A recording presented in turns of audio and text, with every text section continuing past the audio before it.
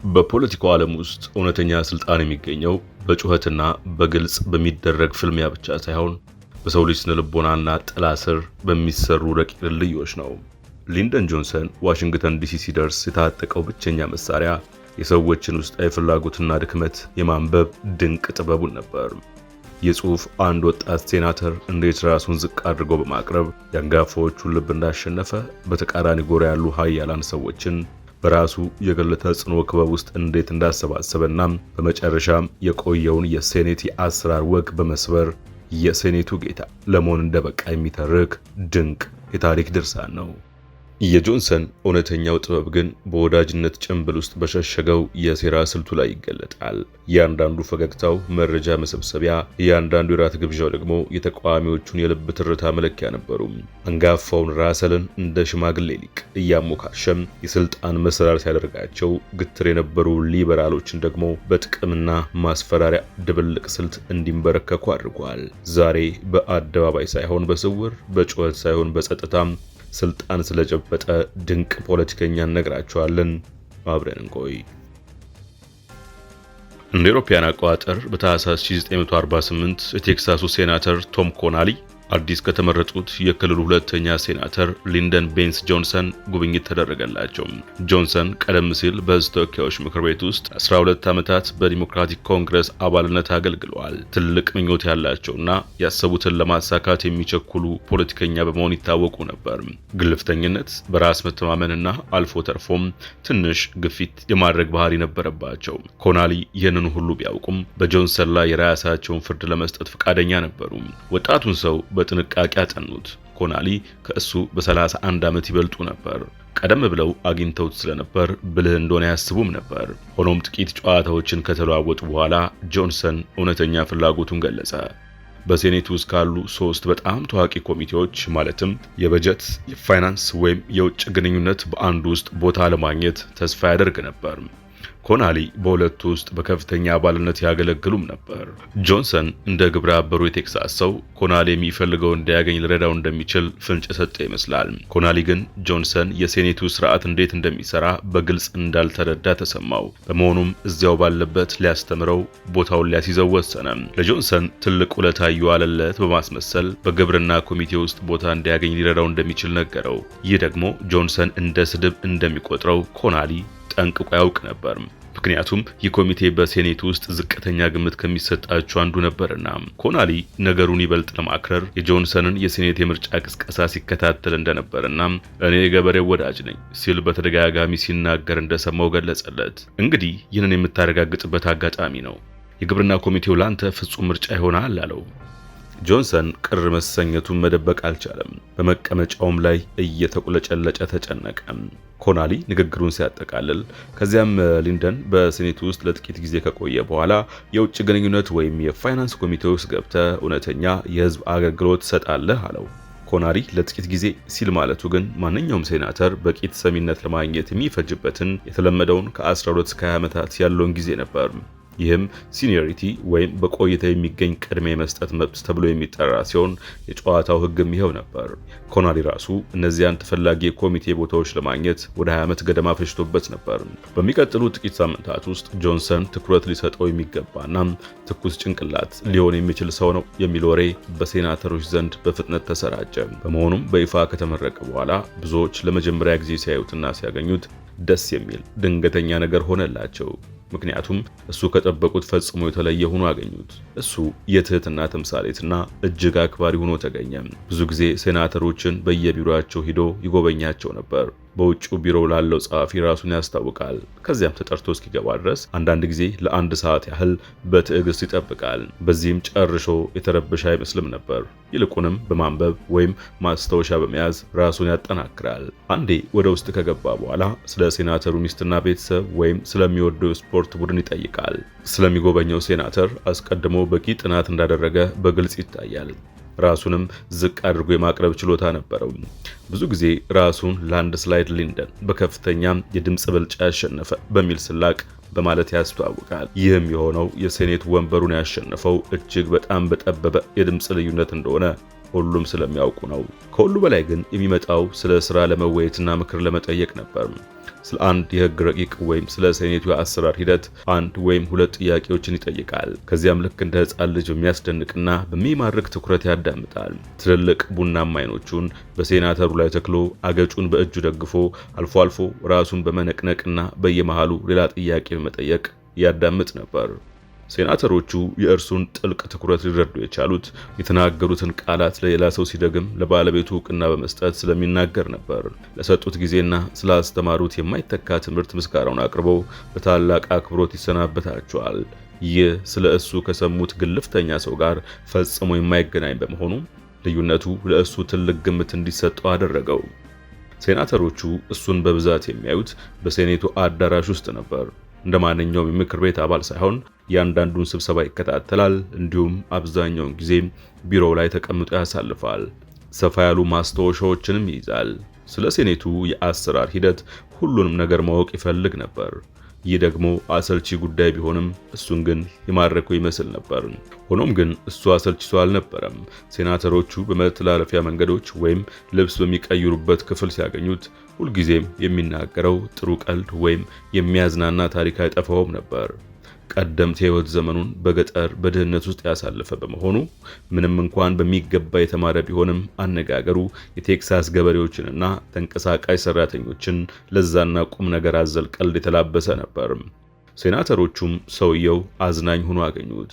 ቶም ኮናሊ እንኳ ሳይቀር በአንድም ይሁን በሌላ መንገድ ስለሱ የተረዳው ስህተት እንደነበር ለማመን ተገደደ። በወቅቱ ኦልድ ቡልስ ተብሎ ይጠሩ የነበሩት አንጋፋ ሴናተሮች በተለይ ሊንደን ጆንሰንን እያደነቁት መጡ። ምንም እንኳን በእድሜ ባለጸጋነታቸው ምክንያት ከፍተኛ የስልጣን እርከን ላይ ቢቀመጡም እነዚህ አንጋፋዎች ስለ እድሜያቸው አንዳንዶቹ በ80ዎቹ እድሜ ክልል ውስጥ ነበሩ። እንዲሁም ስለ አካላዊና አእምሮአዊ ብቃታቸው አልፎ አልፎ ጥርጣሬና ስጋት ያድርባቸው ነበር። ነገር ግን ጆንሰን በተደጋጋሚ ቢሮአቸው ድረስ እየመጣ ጥበባቸውን ለመቅሰም ከፍተኛ ፍላጎት ማሳየቱ ለየት ያለ ሁኔታ ፈጠረ። በተለይ አንድ አንጋፋ የዲሞክራት ሴናተር ለጆንሰን ልዩ ፍቅር አደረባቸው። እሳቸውም የጆርጂያው ሪቻርድ ራሰል ነበሩ። ምንም እንኳን ከጆንሰን የሚበልጡት በ11 ዓመት ብቻ ቢሆንም ከ1933 ጀምሮ በሴኔቱ ውስጥ በማገልገላቸው የምክር ቤቱ ቁልፍና ተደማጭ አባል ለመሆን በቅተዋል። ጆንሰን በታጠቁ ኃይሎች ኮሚቴ አርምድ ሰርቪስ ኮሚቴ ውስጥ መቀመጫ እንዲሰጠው ጠይቆ በማግኘቱና ራስል ደግሞ በዚያ ኮሚቴ ውስጥ በነበራቸው የቆይታ ዘመን ሁለተኛ ደረጃ ላይ በመሆናቸው በቅርበት ለመተዋወቅ በቁም። ራስል ጆንሰንን በልብስ መቀየሪያ ክፍሎች፣ በመተላለፊያ መንገዶችና በሴኔቱ አዳራሽ ውስጥ ያገኙታል። ጆንሰን በየቦታው ያለ ይመስል ነበር። ምንም እንኳን ጆንሰን በየቀኑ ማለት ይቻላል በራሰል ቢሮ እየተገኘ ቢጎበኛቸውም ራሰል በእርሱ መገኘት መደሰት ጀመሩ። ልክ እንደ ራሰል ሁሉ ጆንሰንም አብዛኛውን ጊዜ ትኩረቱ ስራ ላይ ብቻ ነበር። እንዲሁም ስለ ውስብስብ የሴኔት አሰራር ሂደቶች ጥያቄዎችን ያዥጋጋ ነበር። ራሰል ሽማግሌውን ሊቅ ዘ ኦልድ ማስተር እያለ መጥራት ጀመረ። ብዙ ጊዜም እንግዲህ ይሄ ከሽማግሌው ሊቅ የተገኘ ትምህርት ነው መቼም አልረሳውም ይል ነበር። ራሰል በብቸኝነት ያለ ትዳር ከቀሩት ጥቂት ሴናተሮች አንዱ ነበሩ። ብቸኝነት እንደሚሰማቸው በግልጽ ባይናገሩም እሁድንም ጨምሮ አብዛኛውን ጊዜያቸውን በሴኔት ቢሮአቸው ያሳልፉ ነበር። ጆንሰንም በተለያዩ ጉዳዮች ላይ ለመወያየት እስከ ምሽት ድረስ በራሰል ቢሮ ይቆይ ስለነበር አልፎ አልፎ ራሰልን ወደ ቤቱ ለራት ይጋብዛቸዋል። ባለቤቱ ሌድ ባርዲ የተዋጣላት ምግብ አብሳይ መሆኗንና በተለይም የደቡብ አሜሪካ ምግቦችን በማዘጋጀት ረገድ ልዩ ችሎታ እንዳላት ይነግራቸው ነበር። መጀመሪያ ላይ ራሰል በትህትና ጥሪውን ውድቅ ያደርጉ የነበረ ቢሆንም በመጨረሻ ግን ተስማሙ። ብዙም ሳይቆዩ በጆንሰን ቤት የሳምንት ዘወትር እንግዳ ሆኑ። ሌዲ ባርድ በጣም ተወዳጅ ሴት ስለነበረች ራሰል ወዲያውኑ ወደዷት። ቀስ በቀስ በራሰልና በጆንሰን መካከል ያለው ግንኙነት እየጠነከረ መጣ። ራሰል የቤዝቦል ስፖርት ከፍተኛ አፍቃሪ ነበሩ። ጆንሰንም ለዚህ ስፖርት ልዩ ፍላጎት እንዳለው ሲገልጽላቸው በጣም ተደሰቱ። አሁን ዋሽንግተን ሴናተርስ የተባለ ቡድን የሚያደርጋቸውን የምሽት ጨዋታዎች አብሮ መመልከት ጀመሩ። ቅዳሜና እሁድ ቢሮአቸው ተገኝቶ የሚሰሩት እነርሱ ብቻ በመሆናቸው ሳይገናኙ የሚውሉበት ቀን አልነበረም። የእርስ በርስ ጦርነትን ጨምሮ በብዙ ጉዳዮች ላይ ተመሳሳይ ፍላጎት ነበራቸው። እንዲሁም ለደቡብ ዲሞክራቶች ወሳኝ በሆኑ ጉዳዮች ላይ ለአብነት የሲቪል መብቶች ረቂቅ ሕግን በመቃወም ረገድ አመለካከታቸው አንድ ነበር። ብዙም ሳይቆይ ራሰል ስለ ወጣቱ ሴናተር ሲናገሩ እንደኔው ጠንክሮ የመስራት አቅም ያለውና የሚችል ወጣት በማለት ማሞካሸት ጀመሩ። ራስል በረዥም የሥራ ዘመናቸው ደቀ መዝሙሬ ብሎ የጠሩት ብቸኛው ወጣት ሴናተር ጆንሰን ነበር። ነገር ግን ወዳጅነታቸው ከዚህም የላቀ ነበር። ጆንሰን በቴክሳስ ባዘጋጀው የአደን ግብዣ ላይ ከተካፈሉ በኋላ ራስል እንዲህ ሲሉ ጻፉለት። ወደ ቤቴ ከተመለስኩ ጀምሮ ወደ ቴክሳስ ያደረግኩት ጉዞ በሕልሜ ይሆን ብዬ ራሴን እየጠየቅኩ ነበር። ሁሉም ነገር በጣም ፍጹም ስለነበር በገሃዱ ዓለም የተከሰተ ለመሆኑን ለማመን ይከብዳል።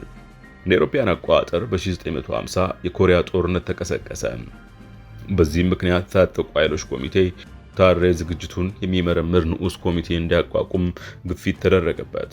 እንዲህ አይነቱ ንዑስ ኮሚቴ በሁለተኛው ዓለም ጦርነት ወቅት ተቋቁሞ በሃሪ ትሩማን ይመራ የነበረ ሲሆን ትሩማንም ዝነኛ ለመሆንና ወደ ስልጣን ማማው ለመውጣት የቻሉት በዚሁ የሊቀመንበርነት ቦታቸው ነበር።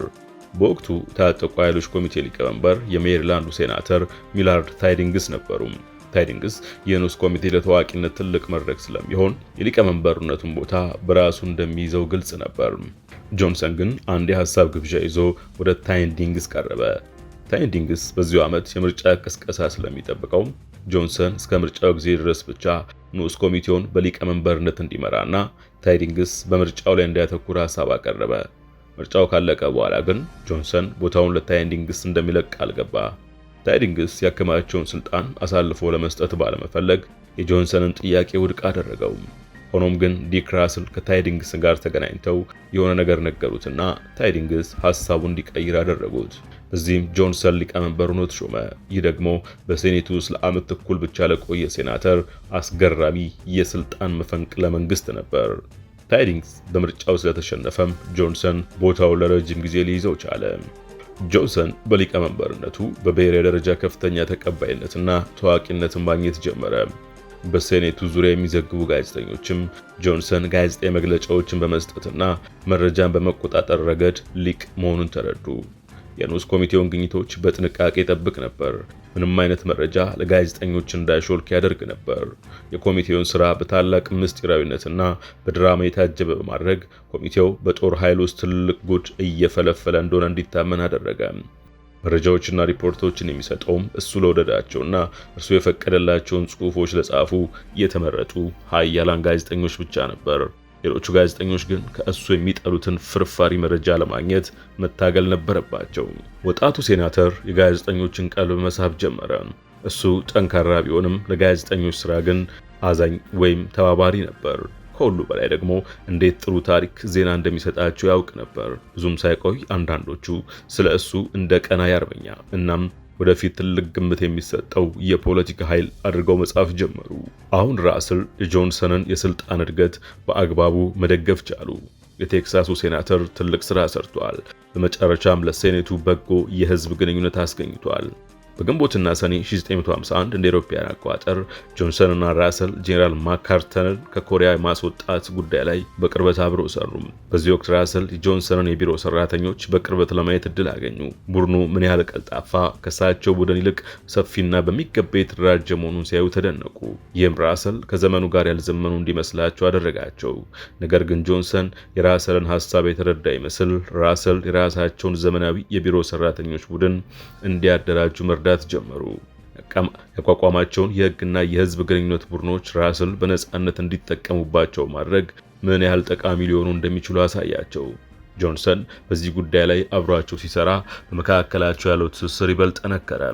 አንድ ቀን ራስል ለአንድ ጋዜጠኛ ሲናገሩ ያ ሊንደን ጆንሰን ፕሬዝዳንት ሊሆን ይችላል፣ ደግሞም ጥሩ ፕሬዝዳንትነት ይወጣዋል አሉት።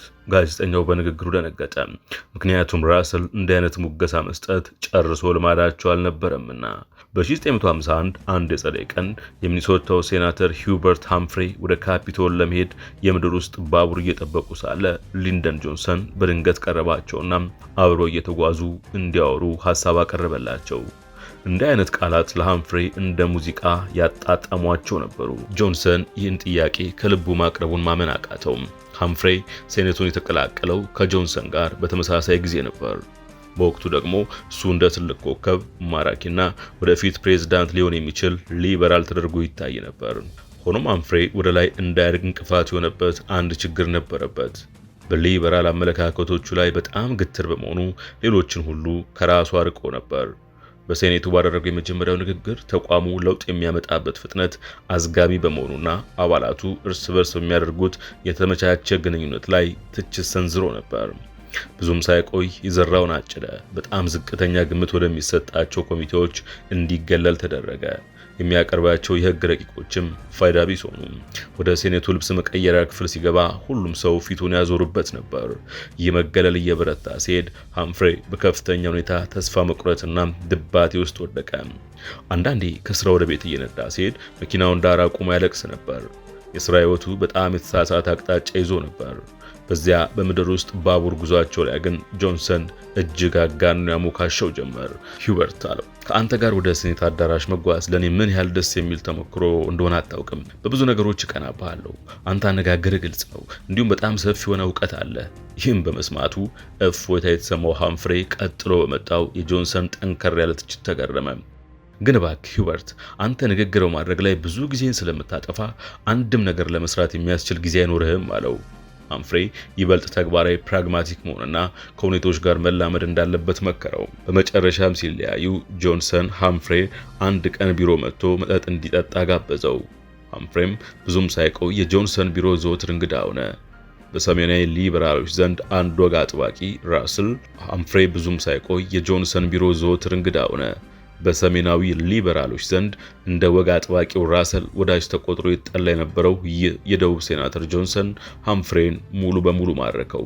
በመጀመሪያ ደረጃ ጆንሰን እጅግ አዝናኝ ሰው ነበር። የሚናገረው እያንዳንዱ ነገር በባህላዊ ወጎች የታጀበ ሲሆን አብዛኛውን ጊዜ ታሪኮቹ ወሲባዊ ይዘት ቢኖራቸውም ሁልጊዜም ግን የሆነ ብህልነት የተሞላበት ትምህርት ያስተላልፋሉ። በቢሮ ተቀምጠው መጠጥ በብዛት እየተቀዳ በመተላለፊያ መንገዶች ውስጥ የሚያስተጋባ ሳቅ ይፈጠር ነበር። ጥሩ ስሜት ውስጥ ሊከት የሚችልን ሰው መቃወም ይከብዳል። እጅግ የሚማርክ ግርማ ሞገስ ነበረው። ሃምፍሬ በኋላ ላይ እንደጻፈው ልክ እንደ ማዕበል መጥቶ ሁሉንም ቦታ ያጥለቀልቀው ነበር። ግድግዳ ጥሶ የሚገባ ይመስላል። በአንድ በር በኩል ሲገባ ክፍሉን በሙሉ ይቆጣጠረዋል። ሁለተኛ የሚያካፍለው በጣም ጠቃሚ መረጃ ነበረው። ለሃምፍሬ የሴኔቱን ውስብስብ አሰራሮችና የተለያዩ ሴናተሮችን በቅርበት በመታዘብ ያከማቸውን የስነ ልቦና ድክመቶቻቸውን አስተማረው። በሴኔቱ ታሪክ ውስጥ የድምጽ ብዛትን አስቀድሞ በመገመት ረገድ ወደር የማይገኝለት ሊቅ ሆኖ ነበር። የማንኛውም የሴኔት ድምጽ ውጤት በሚያስገርም ትክክለኛነት መተንበይ የሚችል ነበር። ይህንንም የድምጽ መቁጠሪያ ዘዴውን ለሃምፍሬ አካፈለው። በመጨረሻም ጆንሰን ለሃምፍሬ ከመጠን በላይ በሐሳባዊነት ከመመራት ይልቅ ነገሮችን በተግባራዊነት በማየትና በመተላለፍ የሚገኘውን ኃይል አስተማረው። የሃምፍሬ አርያ ስለነበሩት ስለ ፍራንክሊን ዲ ሩዝቬልት ታሪኮችን ያወጋው ነበር። ጆንሰን በተወካዮች ምክር ቤት በነበረበት ወቅት ከፕሬዝዳንቱ ጋር የቅርብ ጓደኛ ሆኖ ነበር። በጆንሰን አባባል ኤፍዲአር ስልታዊ በሆነ መንገድ ወደ ኋላ በማፈግፈግና አልፎ ተርፎም በመስማማት ነገሮችን እንዴት ማከናወን እንደሚቻል የሚያውቅ የተዋጣለት ፖለቲከኛ ነበር። የዚህ ሁሉ ንግግር ድብቅ መልእክት ጆንሰንም ልክ እንደ ሃምፍሬ ሩዝቬልትን የሚያደንቅና የሲቪል መብቶች ረቂቅ ሕግ እንዲጸድቅ የሚፈልግ የተደበቀ ሊበራል መሆኑን ለማሳየት ነበር። ሁለቱም በአንድ ወገኑ ነው ለተከበረ ዓላማ እየታገሉ እንደሆነ እንዲሰማው አደረገው። ከጆንሰን ጋር አብሮ መስራት ሃምፍሬ በሴኔት ውስጥም ሆነ ከዚያ በላይ እስከ ምን ያህል የስልጣን እርከን ሊወጣ እንደሚችል ገደብ አልነበረውም። ጆንሰን በትክክል እንደገመተው ሃምፍሬ የፕሬዝዳንትነት ምኞት ነበረው። ጆንሰን ራሱ ግን ለሃምፍሬ እንደሚነግረው ከሆነ ሀገሪቱ ከደቡብ ለሚመጣ ፕሬዝዳንት ገና ዝግጁ ስላልሆነች እሱ ፕሬዝዳንት ሊሆን አይችልም። ነገር ግን ሃምፍሬ እዚያ ደረጃ እንዲደርስ ሊረዳው ይችላል። አንድ ላይ ሆነን የማይሸነፍ ቡድን እንመሰርታለን አለውም። ለሃምፍሬ ነገሩን ይበልጥ ያረጋገጠለት ግን ጆንሰን በሴኔት ውስጥ የነበረውን ሕይወት እንዴት እንዳቀለለለት ማየቱ ነበር። ጆንሰን ለደቡብ ዲሞክራት ጓደኞቹ ስለ ሃምፍሬ ብልህነትና ተጫዋችነት እንዲሁም አንድ ሰው እንዴት በተሳሳተ መንገድ እንደተረዱት ነገራቸው። በዚህ መንገድ ልባቸውን ካለሰለሰ በኋላ ጆንሰን ሃምፍሬን ለነዚህ ሴናተሮች በድጋሚ አስተዋወቀው። እነርሱም ሰውየው ማራኪ ሆኖ አገኙት። ከሁሉ በላይ ደግሞ ተራራ የመናድ አቅም ያላቸውን ራስልን ሀሳባቸው እንዲቀዩ አደረጋቸው። አሁን ሃምፍሬ ከሃያላን ሴናተሮች ጋር አብሮ መጠጣት ሲጀምር ያ የብቸኝነት ስሜቱ ጠፋ። እሱም በምላሹ የጆንሰን ውለታ መክፈል እንዳለበት ተሰማው። በዚህም ብዙ ሰሜናዊ ሊበራሎች ስለ ጆንሰን ያላቸውን አመለካከት እንዲቀይሩ አደረገ። የጆንሰን ተጽዕኖም አሁን እንደማይታይ ጋዝ በየቦታው እየተሰራጨ መጣ። እንደ አውሮፓውያን አቆጣጠር በ1952 ሪፐብሊካኖች ድዋይት ዲ አይዘንሃወርን ፕሬዝዳንት አድርገው በመምረጥ የሴኔቱንና የተወካዮች ምክር ቤቱን የስልጣን ቁልፍ ተቆጣጠሩ። በዚህ ምርጫ ሽንፈት ከገጠማቸው መካከል የቀድሞ የሴኔቱ ዲሞክራቶች መሪ የነበሩት የአሪዞናው ኤርነስት ማክፈርላንድ ይገኙበታል። የመሪነቱ ቦታ ክፍት በመሆኑም እሳቸውን ለመተካት የሚደረገው ሽኩቻ ተጀመረ። ጆንሰን ራሳቸው ቦታውን እንዲረከቡ ሐሳብ ቢያቀርብም ራሰል ግን ፈቃደኛ አልሆኑም። እሳቸው ከትዕይንት በስተጀርባ ሆነው መስራት የበለጠ ኃይል እንደሚሰጣቸው ያውቁ ነበር። ይልቁንም ጆንሰን ቀጣዩ መሪ መሆን እንዳለበትና ለእሳቸውም ይህ እንዲሆን እንደሚያደርጉ ነገሩት። ጆንሰን የተገረመ በመምሰል ሐሳቡ እንደሚቀበለው ገለጸ። ነገር ግን ይህ የሚሆነው ራሰል ያው እንደተለመደው ሽማግሌው ሊቅ ኦልድ ማስተር በመሆን በየእርምጃው ምክር የሚሰጡት ከሆነ ብቻ እንደሆነ ተናገረ። ከዚያ በላይ ሌላ ቃል መናገር አላስፈለገውም። በጥቂት ሳምንታት ውስጥ ራሰል ቦታውን እንዲያገኝ ረዱት። ይህም እጅግ አስደናቂ የሆነ የስልጣን ስኬት ነበር። በ44 ዓመቱ ጆንሰን በሁለቱም ፓርቲዎች ታሪክ ውስጥ እጅግ ትንሹ መሪ ለመሆን በቃ። አዲሱን የስልጣን መንበር ከያዘ ከጥቂት ሳምንታት በኋላ ጆንሰን ወደ ራሰል ዘንድ በመቅረብ በጣም ያልተለመደ ጥያቄ አቀረበ። ለብዙ አስርት ዓመታት በዋና ዋና ኮሚቴዎች ውስጥ የሚሰጡ ቦታዎች በቆይታ ዘመን ላይ ተመሰረቱ ነበሩ። ይህ ማለት ግን የኮሚቴ ሊቀመንበሮች ብዙ ጊዜ ለስራው ብቁ አይደሉም ማለት ነበር። በሰባዎቹና በሰማኒያዎቹ የዕድሜ ክልል ውስጥ የሚገኙት እነዚህ ሰዎች አመለካከታቸው ያለፈው ዘመን ውጤት ከመሆኑም በላይ ለከባድ ትግል የሚሆን ወኔ አልነበራቸውም። አሁን ሪፐብሊካኖች ሙሉ በሙሉ ስልጣን ላይ በመሆናቸው ፍራንክሊን ሩዝቬልት በኒው ዲል እና በውጭ ፖሊሲ ረገድ ያስመዘገቧቸውን ታላላቅ ስኬቶች ወደ ኋላ ለመመለስ አቅደው ነበር። በመሆኑም እስከ አጋማሽ ዘመን ምርጫ ሚድተርም ኢሌክሽን ድረስ ያሉትን 2 ዓመታት በጣም አስቸጋሪ እንደሚሆኑ ይጠብቅ ነበር። ጆንሰን የሴኔት ዲሞክራቶች መሪነቱን ስልጣን በመጠቀም የኮሚቴዎቹን አወቃቀር ለመለወጥ ፈለገ። እሱ የፈለገው አብዮታዊ የሆነ ለውጥ አልነበረም።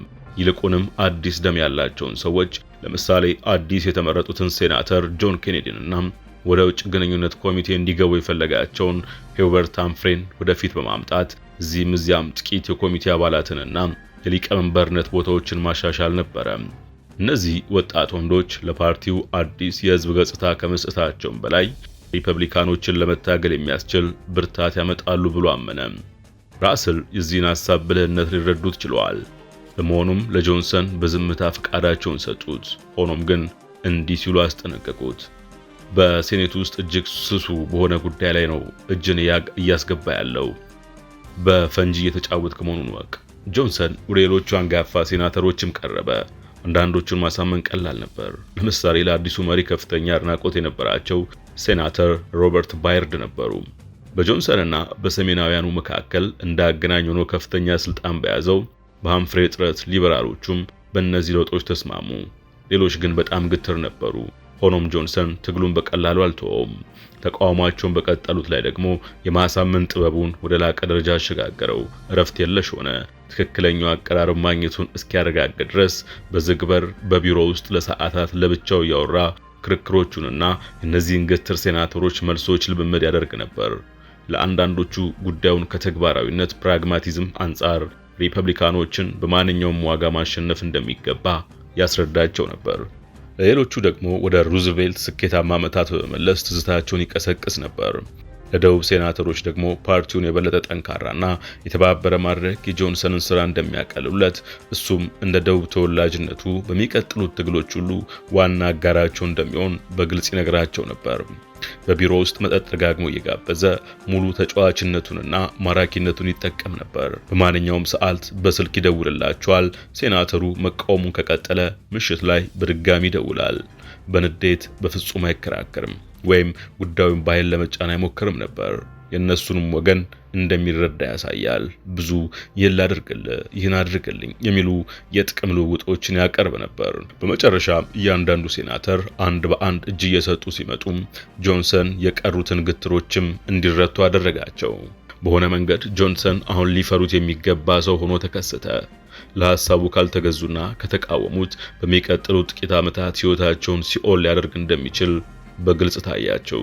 ጉዳዩ በመጨረሻ ይፋ ሲሆን ሪፐብሊካኖችና ጋዜጠኞች ሊንደን ጆንሰን ባከናወነው ነገር ተገረሙ። የመሪነቱን ቦታ ከያዘ በጥቂት ሳምንታት ውስጥ ታይቶ የማይታወቅ ስልጣን በእጁ አስገብቶ ነበር።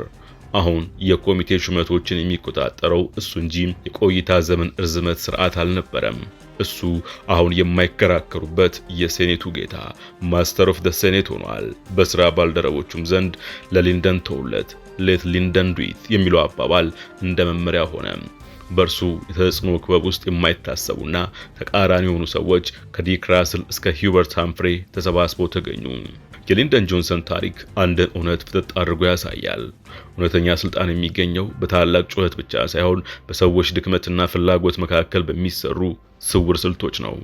ጆንሰን በወዳጅነት ጭንብል ውስጥ የሸሸገው ረቂቅ ሴራ ተቃዋሚዎቹን ሳይቀር ለእርሱ ዓላማ እንዲሰለፉ አድርጓቸዋል። ዛሬም ቢሆን በስራ ቦታ፣ በንግዱ ዓለም አልፎ ተርፎም በግል ግንኙነት ውስጥ እንደ ጆንሰን የሰዎችን ልብና አእምሮ ማንበብ ከተቻለ የማይቻሉ የሚመስሉ በሮችን መክፈት ይቻላል። ጥያቄው ግን ይህ ነው። እናንተስ ለምትፈልጉት ዓላማ ስትሉ እንደ ጆንሰን ራሳችሁን ዝቅ አድርጋችሁ የሰዎችን ተፈጥሮ ለማጥናት ዝግጁ ናችሁ? ወይስ የራሳችሁ ማንነትና ኩራት ከስኬታችሁ በላይ ይበልጥባችኋል? በዚህ ጉዳይ ላይ ያላችሁን አስተያየት በኮሜንት መስጫው ላይ አጋሩኝ። ቪዲዮውን ከወደዳችሁት ላይክ ማድረጋችሁንና ሌሎች ማጋራታችሁን አትርሱ። በቀጣይ ዝግጅት እስክንገናኝ ቸር ሰንብቱ።